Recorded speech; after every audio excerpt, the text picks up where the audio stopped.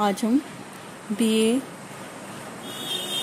Third year भूगोल के विद्यार्थियों के लिए विश्व के प्रादेशिक भूगोल के अंतर्गत यूरोप की जलवायु का विस्तार से अध्ययन करेंगे। यूरोप महाद्वीप का अधिकांश भाग शीतोष्ण कटिबंध में स्थित है, जिसके कारण यहाँ मुख्य रूप से शीतोष्ण जलवायु पाई जाती है। सुदूर उत्तर में स्थित नॉर्वे, स्वीडन, फिनलैंड तथा रूस का थोड़ा बहुत भाग शीत कटिबंध यानी आर्कटिक व्रत के अंतर्गत आता है। यहाँ शीतल जलवायु का साम्राज्य है। यूरोप की जलवायु पर अक्षांशीय स्थिति के साथ साथ ही स्थलीय और सागरीय स्थितियों का भी व्यापक प्रभाव पड़ता है।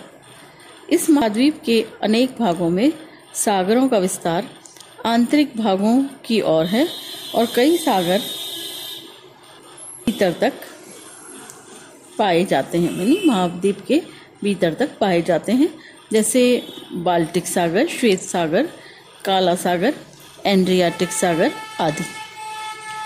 सागर तटीय प्रदेशों की जलवायु प्रायः सम रहती है और दैनिक और वार्षिक तापांतर कम पाए जाते हैं। इसकी विपरीत महाद्वीपीय प्रभाव में आंतरिक भागों की जलवायु में अधिक विषमता पाई जाती है। दैनिक और वार्षिक तापांतर अधिक मिलता है। वायुदाब की पेटियां सूर्य की गति के साथ ऋतु में उत्तर और शीत ऋतु में दक्षिण की ओर प्रायः 10 डिग्री अक्षांश तक खिसक जाती है, जिसका यूरोप की जलवायु पर व्यापक प्रभाव देखने को मिलता है। इस प्रकार यूरोप की जलवायु पर अक्षांशीय स्थिति, स्थल और जल की स्थिति, वायुदाब की पेटियों के स्थानांतरण, दक्षिणी यूरोप के अल्पाइन पर्वतों आदि का महत्वपूर्ण प्रभाव देखने को मिलता है। यूरोप की शीतकालीन और ग्रीष्मकालीन जलवायु दशाओं में अधिक अंतर पाया जाता है।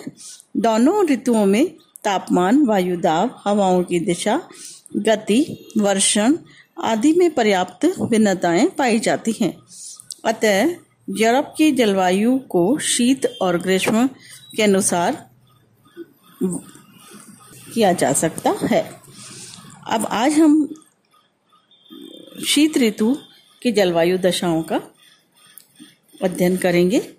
तो शीत ऋतु की जो जलवायु दशाएं हैं उसमें सबसे पहले तापमान, वही बात आ गई।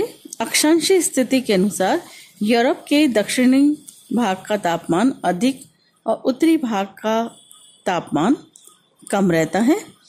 सागरीय भूमध्य सागरीय क्षेत्र में औसत तापमान 0 से 10 डिग्री सेल्सियस और कभी कभी ऊपर से आने वाली ठंडी हवाओं के प्रवेश के कारण हिमांक बिंदु से नीचे पहुंच जाता है। सबसे कम तापमान यूरोप के उत्तरी भाग में मिलता है, जहां औसत तापमान -18 डिग्री सेल्सियस के आसपास रहता है। यूरोप के पश्चिमी तट पर उत्तरी अटलांटिक ड्रिफ्ट गर्म धारा पाई जाती है, जिसके कारण सागरीय तट का तापमान अधिक नीचे नहीं गिर पाता और यूरोप का पश्चिमी तट कभी जमता नहीं है और बंदरगाह पर जाड़े में भी आवागमन खुला रहता है। पूर्व की ओर बढ़ने पर आंतरिक भागों में स्थलीय शीतल हवाओं के कारण तापमान अपेक्षाकृत नीचे हो जाता है। दूसरा जो इम्पोर्टेंट फैक्टर है वो है वायुदाब। शीत ऋतु में ध्रुवीय महाद्वीपीय वायु राशियां पूर्व की ओर से यूरोप में प्रवेश करती है। यह शीत और शुष्क वायु समस्त यूरोप पर छाई रहती है और स्कैंडिनेविया में उच्च वायुदाब उत्पन्न हो जाता है। आल्प्स पर्वतों पर भारी हिमपात होने से उच्च वायुदाब का क्षेत्र बन जाता है। पूर्वी यूरोप आल्प्स पर्वत के उच्च वायुदाब क्षेत्रों में परस्पर मिल जाने पर समस्त यूरोप महाद्वीप पर कठोर ठंड पाई जाती है। उष्णकटिबंधीय महासागरीय वायु राशियों के प्रभाव में पश्चिमी हवाएं अटलांटिक महासागर से आकर यूरोप में प्रवेश करती है और उष्ण आर्द्र होने के कारण पर्याप्त वर्षा करती है। इस समय भूमध्य सागरीय प्रदेश पछुआ हवाओं की पेटी में रहता है। नेक्स्ट जो पॉइंट है वो है वर्षा। यूरोप में वर्षा की मात्रा पश्चिम से पूर्व और दक्षिण से उत्तर की ओर सामान्यतः कम होती जाती है। अटलांटिक महासागर से आने वाली सागरीय वायु राशियां और शीतोष्ण महाद्वीपों के द्वारा पश्चिमी भागों में अधिक वर्षा होती है, किंतु इसकी मात्रा पूर्व की ओर घटती जाती है। उत्तरी पूर्वी यूरोप में अत्यंत कम वर्षा प्राप्त होती है जो हिमपात के रूप में होती है।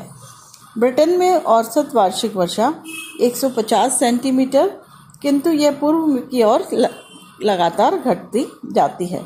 मध्य यूरोप में 65 और पश्चिमी रूस में 40 सेंटीमीटर तक वर्षा हो पाती है। भूमध्य सागरीय क्षेत्रों में अधिकांश वर्षा शीत ऋतु में दिसंबर से मार्च तक होती है और इन भागों में जो वर्षा है वो 50 से 100 सेंटीमीटर के लगभग होती है। उत्तरी पश्चिमी यूरोप में शीत ऋतु में वर्षा कम होती है और बसंत ऋतु में वर्षा बढ़ती जाती है। इसके बाद हम यूरोप की ग्रीष्म ऋतु की जलवायु का अध्ययन करेंगे। तो वही जो पॉइंट हमने लिए थे, तापमान, वायुदाब, वर्षा, वही उसी के अंतर्गत हम ग्रीष्म ऋतु की जलवायु का अध्ययन करेंगे। तो इसका विपरीत स्थिति है।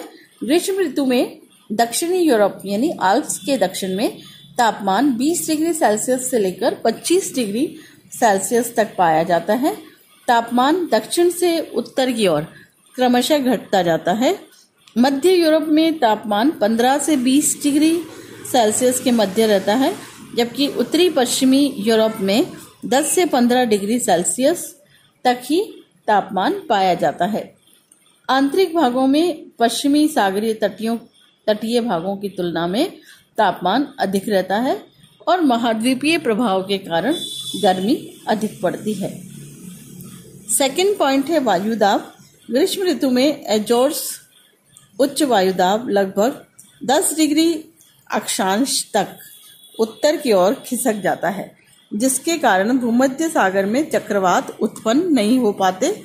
इस समय उत्तरी अटलांटिक महासागर में उच्च वायुदाब का क्षेत्र बना रहता है, जिससे पछुआ हवाएं चक्रवातों के साथ यूरोप में प्रवेश करती है और पर्याप्त वर्षा करती है और प्रायः शुष्क होने से वर्षा नहीं कर पाती।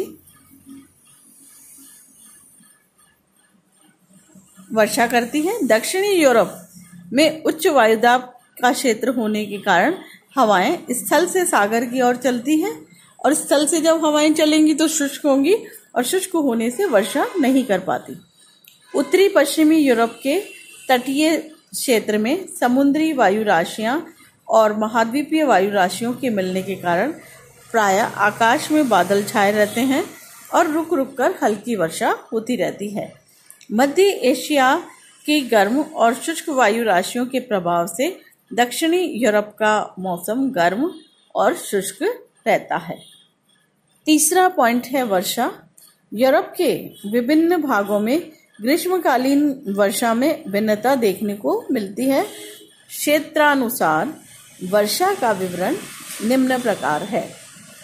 पहला हो गया, उत्तरी पश्चिमी यूरोप में थोड़ी मात्रा में वर्षा प्राय वर्ष भर होती है, किंतु ग्रीष्म ऋतु में शीत ऋतु की तुलना में वर्षा कम होती है।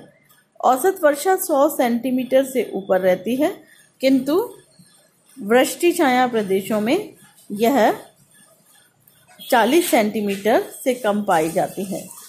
सेकंड पॉइंट है, यूरोप में के भीतरी भागों में वर्षा कम होती है। औसत वर्षा 50 से 75 सेंटीमीटर के मध्य होती है और पर्वतीय भागों में संवहनीय वर्षा होती है। संवहनीय वर्षा जो है वो बहुत तेज वर्षा होती है और तूफान के द्वारा, और उससे कटाव सर्वाधिक होता है। प्रदेशों में जो आने वाले प्रदेश हैं उसमें नॉर्वे, स्वीडन और फिनलैंड और रूस का उत्तरी भाग ये टुंड्रा के अंतर्गत आता है। और हिमपात के रूप में यहाँ देशों में शीत ऋतु में वर्षा होती है और ग्रीष्म ऋतु में बिल्कुल सूखे रहते हैं, इसीलिए वहाँ पर रसदार फलों का उत्पादन होता है।